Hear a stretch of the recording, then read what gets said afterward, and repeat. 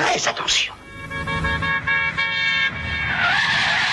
Comment on passe, j'allais dire, des épopées fantastiques, et on verra encore parce que c'est pas si fantastique que ça, il y a un fond historique assez important au polar. Comment on bascule à un moment? Est-ce qu'on se sent mal à l'aise dans un genre pour aller dans un autre? Ou alors c'est parce qu'on avait des envies de polar avant? De meurtre, presque. Alors, je vais vous donner deux réponses. La première, c'est que c'est pas forcément réfléchi. C'est-à-dire que je me pose assez rarement la question du genre, moi, pour être honnête. Alors que je suis un auteur de genre et que j'ai été rédacteur en chef de Science Fiction Magazine, donc un magazine du genre.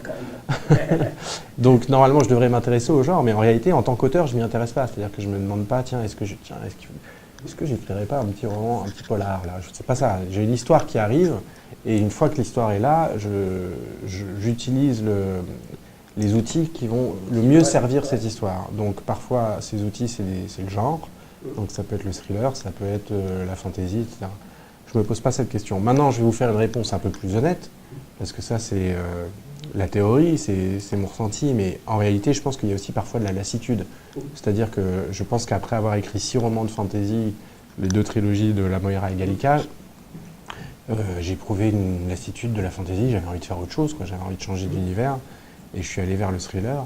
Et puis dans le thriller, et ben maintenant aujourd'hui j'essaye toujours de trouver des façons de ne pas me lasser. Donc j'ai fait un roman historique avec L'Apothicaire, j'ai fait cette série avec Fabrice Mazat, Sérum, qui m'a permis de partir complètement sur autre chose. Là, le Mystère Fulcanelli qui sort au mois d'octobre, c'est un roman qui est beaucoup plus un roman d'investigation que ce que je fais d'habitude, puisque c'est un roman sur une vraie énigme qui existe vraiment, l'identité de Fulcanelli, et j'ai passé 2 ans à faire des recherches là-dessus, donc c'est quasiment un documentaire, on va dire. J'en fais d'ailleurs un documentaire vidéo, et le prochain roman que je vais écrire sera un roman,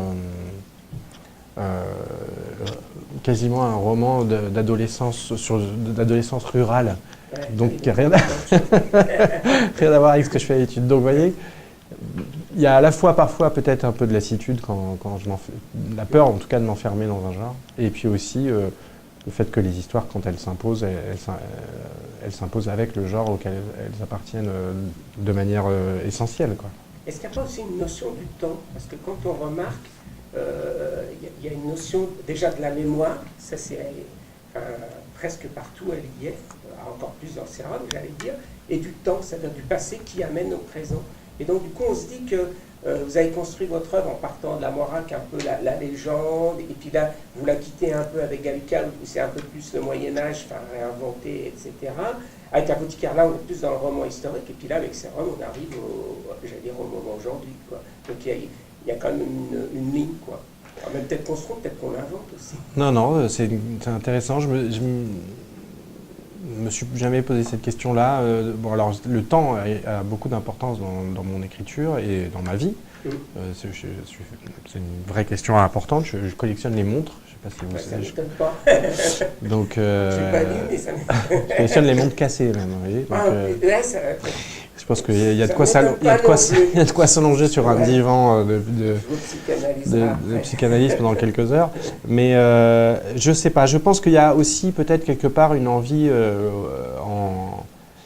en grandissant et non pas en vieillissant, de me débarrasser de quelques artifices dans mon écriture. C'est-à-dire que, et je pense que c'est le chemin de tous les écrivains, hein. Plus on avance, plus on va à l'essentiel, et pas seulement des écrivains, mais aussi des peintres ou des dessinateurs. Quand on regarde les derniers dessins de Moebius, ils étaient de 3 traits, voilà. Bon, et c'est ce qu'on cherche. Moi, c'est ce que je cherche dans l'écriture, c'est-à-dire j'essaye d'aller de me débarrasser de plus en plus des artifices qu'on met quand on est un jeune auteur, pour camoufler un peu son incertitude. Et qu'on utilise pour après s'en échapper. Bah oui, et puis aussi parce que quand on débute, on a besoin de ces artifices pour se soutenir, et puis voilà. Et plus j'écris, plus j'ai envie d'aller à l'essentiel et d'épurer. Ouais. Un peu comme Coltrane, je prends toujours cette image qui veut aller à la note ultime. Absolument. Ouais, en musique, c'est un peu la même chose. Trop de notes, monsieur Mozart. On arrive sur un postulat futuriste aussi. C'est-à-dire qu'on va même plus loin, quelque part. Pardon, On va même, dans ces Roms, on va même sur un postulat futuriste un peu. Oui, enfin, on peut dire que c'est de la politique fiction, quoi. Ouais. Voilà. C'est du... un peu... Mais bon, c'est pas vraiment futuriste, hein, vous savez. Enfin, faut que vous attendiez d'avoir tout lu, mais... mais... Il y a les 5 autres saisons. Il n'y en aura pas 5 autres. Il y aura en tout 2 ou 3 saisons maximum. Ouais. Mais pour l'instant, l'histoire se tient sur 2 saisons. Mais il est possible qu'on en rajoute une, on verra. Ouais. On a un scoop, là, ils vont être contents. Du coup, j'en ai oublié ma... Ah oui, alors j'ai beaucoup aimé le 88e district. Ça vous a fait rire?